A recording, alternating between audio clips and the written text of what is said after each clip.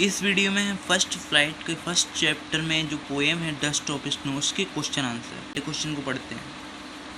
पहला क्वेश्चन है what is a dust of snow, what does the poet say has changed his mood, how has the poet's mood changed. आप देख सकते हैं very important है।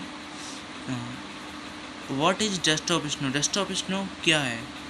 What does the poet say has changed his mood, जो poet का mood है मतलब कि क्या चेंज हो गया, मतलब जो पोइट है उसका मतलब कि चेंज होके क्या हो गया।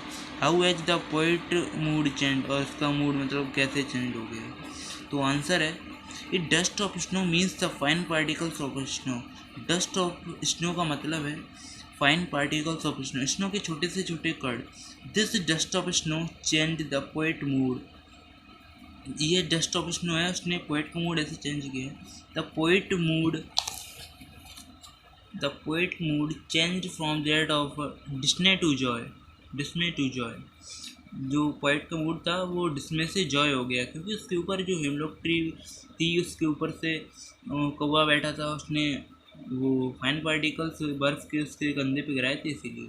He was holding the day in regret when the dust of snow fell on him, the simple little thing brought him Sam Joy.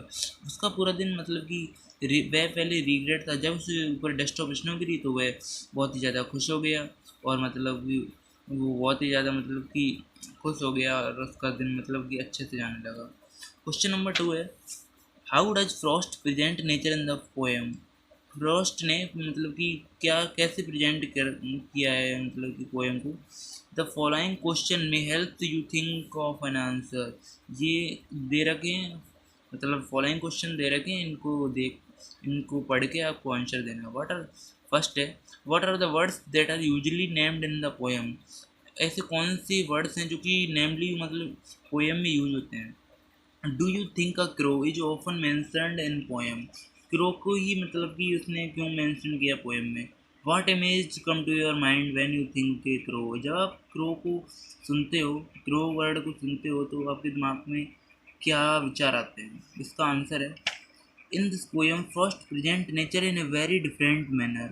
Frost ने इस पोएम को वेरी डिफरेंट मैनर में प्रेजेंट किया है। Usually the poets chooses the word that represent positivity और beauty, जो मतलब कि यूजली जो पोइट होते हैं ना वर्ड को लेते हैं पॉजिटिवली और ब्यूटी को दिखाने के लिए, सच है जैसे कि स्पैरो, नाइटिंगेल और पीकॉक को ज़्यादातर यूज करते हैं जो पोइट होते हैं। But in the poem has mentioned a crow, लेकिन इस पोएम में एक क्रो को मेंशन किया गया विच इज़ नॉट ऑफन, मतलब ऐसा नहीं है यूज इन द पोएम। मतलब कि in foreign countries crow is a symbol of bad luck, इसलिए किया है क्योंकि जो क्रो होता है कि इस फॉरेन कंट्री में बैड लक माना जाता है, बट इट डज नॉट मतलब कि लेकिन ऐसा होता नहीं है।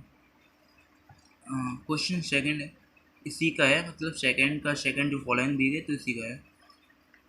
Again what is a hemlock tree, दोबारा से बताना उनकी हेमलॉक ट्री क्या है। Why does not the poet write our more beautiful tree such as, मतलब कि जो पोइट है उसने क्यों इस पोएम में इतने ब्यूटीफुल सी जो ट्री हैं इनके बारे में क्यों नहीं लिखा, मैप जैसे कि मेपल, ओक और पाइन।